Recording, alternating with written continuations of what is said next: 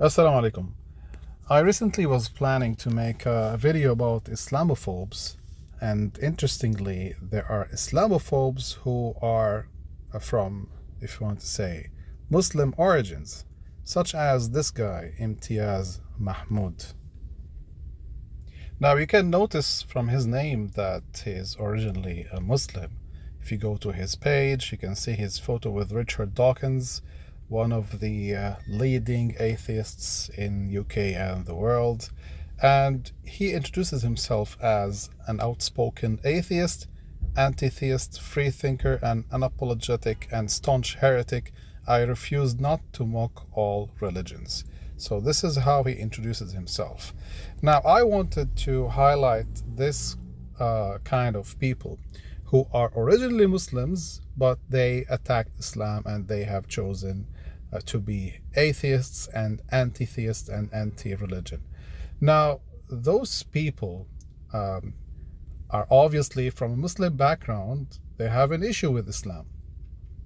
My analysis is that those people are suffering from an inferiority complex towards the West, which means that they see that the West is, if you want to say, dominating the world, the globalization effect, the Western culture, and how it is spread through the media and the culture and so on and so forth. And of course, they see the scientific and technological advancement of the West. At the same time and simultaneously, they see the backwardness of our countries, which is not due to Islam. It is despite of Islam. Now, you all know that after the collapse of the Islamic State, the Khilafah of the Ottomans, the Muslims were colonized by the French, the British, the Italians, you name it. And the Muslim countries were divided. And later on, there were despotic and tyrannical regimes that took over these countries. And most of them were secular, if you want to say, forms of governments that were following the pattern of, if you want to say, the Western model. So there was Westernization, but of course we didn't take the best from the West. We took the worst from the West and we left the best. So the backwardness that Muslim countries, Arab countries as well, are suffering from is not due to Islam. Because when Islam ruled, Muslims had their golden age. And it's not us who called it the golden age. It's the West. Western historians and thinkers called it the golden age. The golden age of the Islamic civilization, which lasted for long centuries. And it was thanks to the Islamic civilization's endeavors in the scientific field that we can now, if one say, enjoy the scientific and technological advancements that we have in the world. And these are not only my words. You can check, for example, Professor Roy Casagranda in his lecture, How Islam Saved the Western Civilization. And there are many more writers and historians and Western thinkers who write that. Now I just want to highlight a few posts by this individual who keeps spreading hate speech about Islam, who keeps distorting the image of Islam in a very dirty manner on his Twitter page. And of course, I have commented a lot on his posts, but he seems to ignore the argument, dodge the argument as usual. So let's see this post and my response to it. Now, in this post, he has the photo of Dr. Zakir Naik, who is a presenter of Islam. He has these labels on his clothes and his accessories. Outfit made in America, eyeglass made in Germany, mic made in Britain's, watch made in France. Now, this is far from accurate. This doesn't have to be the truth, but he is mocking him as he is dressed with clothes and using equipments and wearing accessories made by the West. He's saying Western culture is haram for Muslims. Now, this has nothing to do with Western culture, sorry. The scientific and technological advancement of the West has nothing to do with the culture. The culture is something else.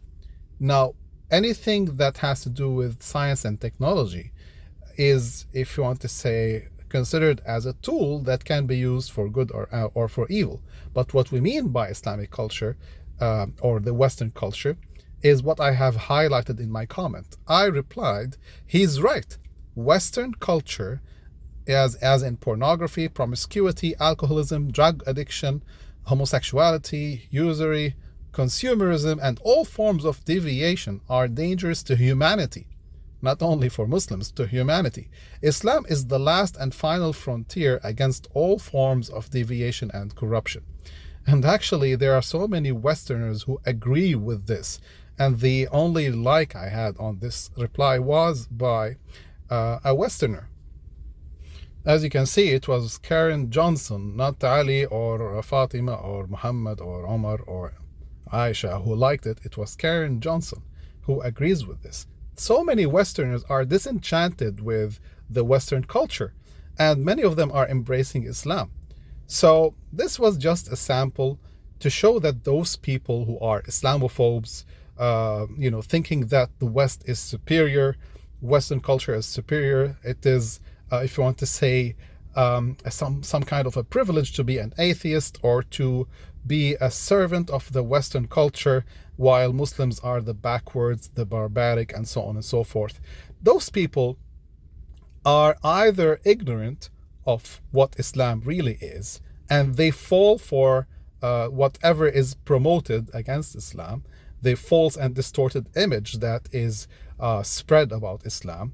They fall for it and they promote it. And they always try to reinforce such views by highlighting the actions of some devious and bad Muslims. In every group, you can have good people and bad people. Even among Muslims, Muslims are not angels. You can find evil people, evil Muslims, but this is not because of Islam. Islam does not justify evil doing. Islam promotes righteousness and good manners and morality, and such people do not represent Islam. Likewise, in every group, even the atheists, the Christians, you can find some evil people. You cannot say, oh, look, this is what atheism teaches, or this is what Christianity teaches, and label them, and of course label the entire denomination based on the actions of some followers. All right, so this is just a sample. I wanted to highlight more samples and more comments. Didn't want to take much of your time, but I hope that this opens your mind to think about such people. I also want to show some of the comments that I replied and responded to this guy. Wait 1 second.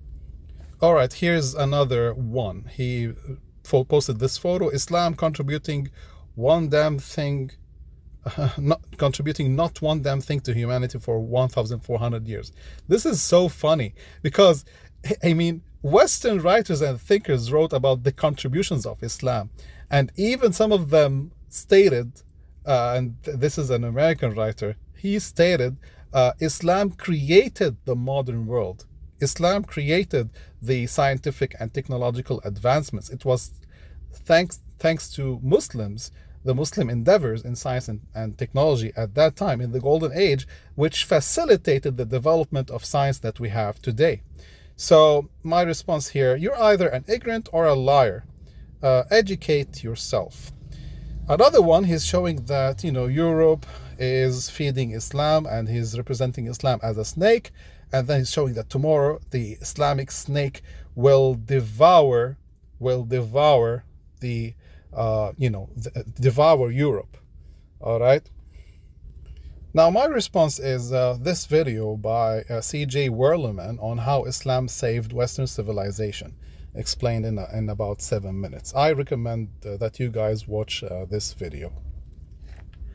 And here is also Dr. Roy Casagranda, How Islam Saved Western Civilization. It's a long lecture for over 2 hours, so I also recommend watching it. Finally, with this post and my response to it, He posted, Muslims hate pork, beer, dogs, bikinis, Jesus, and freedom of speech. Seriously? We hate Jesus?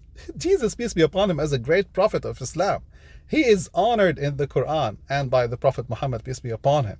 And his mother is considered one of the best women who have ever lived. And her name is the only name of a female mentioned in the Quran. And there's a whole surah, a whole chapter of the Quran named after the mother of Jesus, peace be upon him. So look at the lies that he's trying to spread. Now, let's see the rest. My question is, why the hell do they come to America? Now, I posted to save America. And this is CJ Werleman's video about inside America's only Muslim majority city. And in brief, this video shows that the crime rate has dropped drastically after Muslims became a majority in this city. And CJ Werleman highlighted that Muslims saved this American city.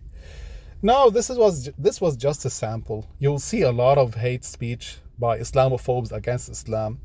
Unfortunately, many people are uneducated. They will fall for such things. So you can see, for example, this post has 20,000 likes. My goodness.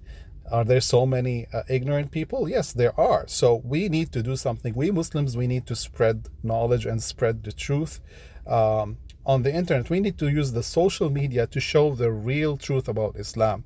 And we have a lot of support, documented support, even by non-Muslims and, writers, historians who support and back up, if one say, our arguments. Thank you so much for watching and listening. I hope I didn't take much from your time. I wasn't planning to have the 12-minute video, but I hope that this made the image clear about how some people are trying to spread hate speech and distort the image of Islam. And we need to do something. We need to roll our sleeves and start responding in a civilized manner with strong arguments against such people. Thank you so much. Take care of yourselves. Assalamu alaikum.